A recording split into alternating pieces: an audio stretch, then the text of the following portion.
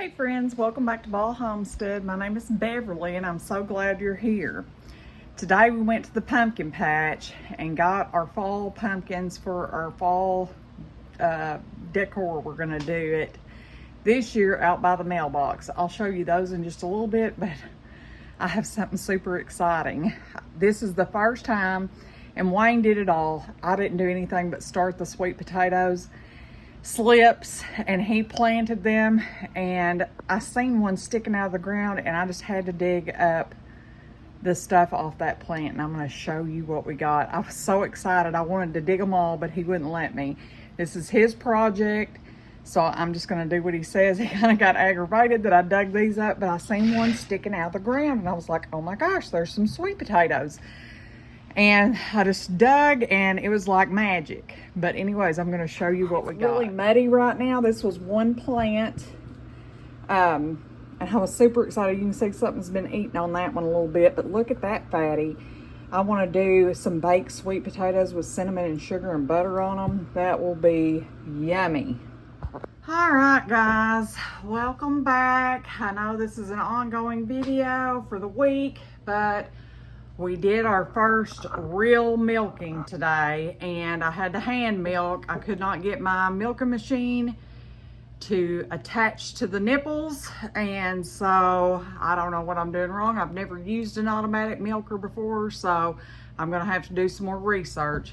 I hand milked all these girls, and we're gonna strain that milk and see how much we got. I'm super excited though to actually have full bags to milk. It made me so happy. The babies are sad. They're still crying. Mamas are worse than the babies. But Penelope, she came in to be milked because she was so engorged. She was like, please help me. All of them were pretty much like that. I did bring Stella in twice because she was being so fidgety the first time, which she was the one I was trying to hook the milker up on, and she was just tired of standing there. So I let her down, let her be free for a little bit, and then I brought her back up and finished milking her out. All of them did exceptional. The hardest two to milk was Stella and Houdini. Not because Houdini moves, she stands perfectly still for you. Her little teats are so small, you just have to easily do it. Stella, on the other hand, was not having it. She was mad because she was so engorged, and once she realized I was relieving that, she started standing still. But at first, it was like a bucking mule. Anyways, I'm going to get the jars ready and get our milk. I did end up using the milk bucket on the milker to pour my milk in, because I thought, well, what am I going to do? Go back all the way back in the house and get a jar? Thought, no, I'm not going to do that. We will use this bucket and I will just wash it all up again anyways. I don't know about this milker. I bought it on Amazon. If anybody knows any tips for milking Nigerian dwarf goats with an automatic milker, please tell me what I'm doing wrong. I've never used an automatic milker. I've always hand milked. Somebody, our FedEx girl, she told me that it would save me so much time if I would get an automatic milker. We broke down, bought one. First time using it, no success, no suction.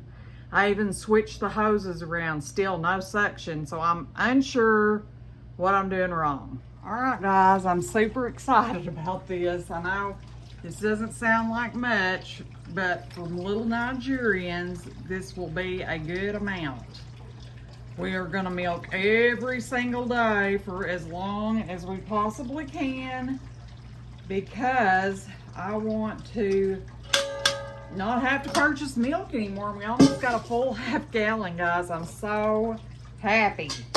I probably could have really pushed it. I'm gonna restrain this all again. I'm gonna rinse my stuff out, put it in another jar and clean it all out again, just so I'll know it's nice and clean. Get all that, because our goats have a lot of hair on their teats, which I don't see any hair, but I see a few little specks, and this thing will get it all out. And I'm gonna go grab another half-gallon jar, and we'll just pour it from one to the other. We're just gonna do that, pour it again, and second strain it. That way we make sure we get any kind of impurities out. This is a fine strainer. and I'm so happy to finally have some goat's milk. This is why we bought our Nigerians, because we wanted a way to be sustainable and have our own milk. I feel like that's good enough. It looks good and clear. We're going to put a little lid on it. We're going to get it in the refrigerator. Once a week, I will take all the milk out. We'll warm it up. Then we will use our cream separator to get our cream out. Then the next day, we will make our butter for the week. And every bit of butter that is extra will be frozen, because we like to have plenty of butter in the freezer for when we need it. I'm gonna do a little organizing in the refrigerator, and we're gonna get this milk put in there. I'm so excited, guys. The first milk of the milking season, and I plan on keeping these dozen milk for a very long time, because we are not gonna bring a new buck in until our new doelings that we are keeping is old enough to be bred. That's the plan anyways. That could change, but that's the plan as of now. It's so nice to see that milk in the refrigerator. Today I have been out milking. This is the third day of hand milking. I think I figured out the problem with the milking machine. I think that it needs a smaller insert in it, so I've ordered some different sizes of those, because I think the girls' teats are just too small for it to really get a hold of. But I've been hand milking. I've been getting a half a gallon a day. That makes me happy. We have planted the fall garden. I actually have carrots up, spinach up, lettuce up, and I planted all the garlic yesterday before the rain. We are having a torrential, hurricane-y rain out there now. But I planted all that yesterday. I think I probably planted 200 to 250 cloves. So I'm hoping for a really good garlic year this year. I'll take you out. I've got to go out in a minute and move some packages into my car, because the FedEx ran a while ago, and she didn't have a bag for one of them. But I'm going to show you kind of what we did, even though it's kind of rainy. But anyways, I'm going to show you that. I'm going to show you our 3.5 gallons of milk. I'm so happy. Now we will warm this milk to pasteurize it, run it through our cream separator, separate the cream from the 2% milk. Then we'll chill it again, and then we'll take the cream and make butter. And with regular milk, we'll either make cheese or we'll drink it. I plan on trying to make some farmhouse cheddar this year. I've made it a few times, but I really want to try to stay focused on making a bunch of cheese. So during non-milking season, things are coming right here from our homestead. That was always our goal, guys, is to raise most everything that we would need right here on our homestead. And it's a good feeling to know that you can go out in your garden, in your freezer where you put up you know, a pig or whatever, and get that fresh meat or fresh vegetables. Sorry, I had to check a freezer. It looked like it was cracked, but it wasn't. It was just the angle I was looking at it. But it is such a good feeling to me to know that we raise 90% of our food right here on this homestead. We do it, and we know what went into it. We know that there's no harmful pesticides. There's, you know, no harmful things in it. We do as organic as we can, and it's a good feeling to know that you can take care of yourself right from your homestead. Anyways, let's go look at that garden. Here is our there's 3 of them. There's 2 there, and there's 1 back there of milk. It's such a good feeling. On this day right here, which was today, I had a little helper named Daisy Mae that decided that she was going to suck one side while I milked one side. And she did that to 2 of the harder milking does. Daisy Mae decided to lend a helping suckle and take care of one side of the teat.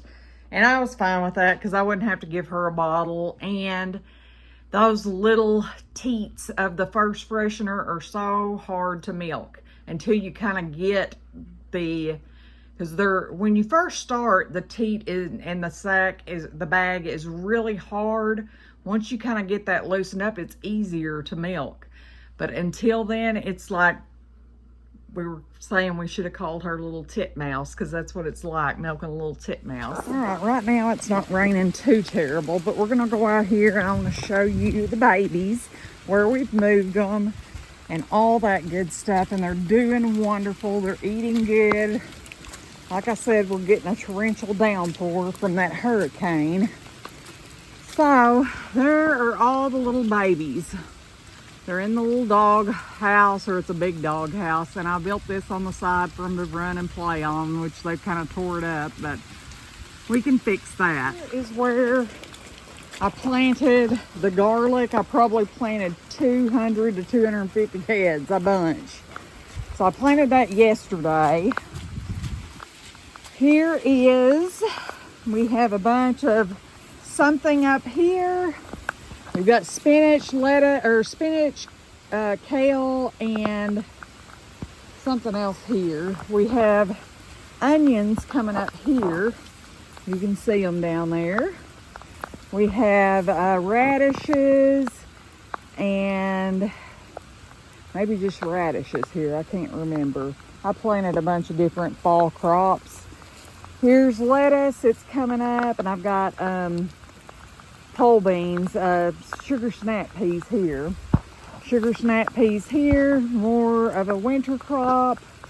Carrots, they're coming up really good. I took the covers off yesterday or the day before. Here too, we're gonna have some good carrots. Here we have broccoli, and they're really looking better. They looked terrible when I first got them. Ooh, looks like a few may have died. Anyways, we may get a few there. And then here we have our cabbage from Haas Tool. They looked terrible when I first got them. But, you know, they're traveling and all that. But look at my carrots. I'm so happy. I hope we get a good crop. We've got more sugar snap peas here. And I think our little fall garden is going to do great. We're in those temperatures. And we've got spinach, kale, and I really can't remember right off the hand what all I planted in each bed. But I do know a couple beds are onions and a couple beds are leeks and stuff. But anyways, I'm going to get out of this rain before I get totally drenched. I'm sorry the last couple videos have been shorter. I'm planning on working really hard the next few weeks. I have just been so busy, friends. I had that baking thing that I did last weekend, the fall festival, and I spent every spare minute that I had baking items for that. And then we got rained out, but I still did okay. And trying to get these goats moved all week long. I've either fixed fence or something, trying to get, because I moved them 3 times. First 2 times I moved them in the pen that is inside the goat yard. The mamas busted them out both times. The first time we fixed the fence and put them back in there, and they busted them out again. So this time, Lola has a huge pen behind the chicken coop. I mean, it's as bigger than the pen that was out in the goat yard. I went out there and worked on that fence, getting any spots on the bottom where I thought they might could push up or anything repaired, and something blocking that area, so I didn't think they could get out. So far, we've had good luck. This is day 3 or 4. Then I had to catch them, and it was like a goat rodeo out there, and carry each one at a time, kicking and screaming and bawling for their mama out to this pen. Anyways, we got her done. We've got 5 babies out there. I left the triplets with their mother because they are quite a bit smaller, and I didn't want them to lose any valuable nutrients that they're still going to get from mama. Like I said, Daisy Mae helps me with the milking every day, so she's getting her bottle one way or the other. But I have not gave her a bottle in about 4 days But like I said, she sees me up there milking, it's like she just zones in on the teat and jumps up there and tries to sneak the other side. And you know, Stella and Houdini are my first time milkers. Stella, we did not milk last year because she had such tiny teats. And I decided I wasn't going to do that. From now on, I'm going to start them out as first fresheners because it's so much easier. Houdini is doing wonderful. She will stand perfectly still for you, even with Daisy sucking one side and me milking the other. She don't care. She stands there. Stella does not like it. I have to hold one of her legs up a little bit just to keep her still. And that is so exhausting when you're trying to milk with one hand and hold leg with another. But she's doing better, and I wish I would have started with her the year before because I just feel like it would have been kind of like Houdini. She's doing so great. Anyways, that's all I've really got this week. I'm going to be back next week with a butter making video and hopefully some cheese making. So I'm excited about that. And I'm so thankful that you stopped back by our homestead. Please like, share, and subscribe. And as always, until next time, friends, goodbye.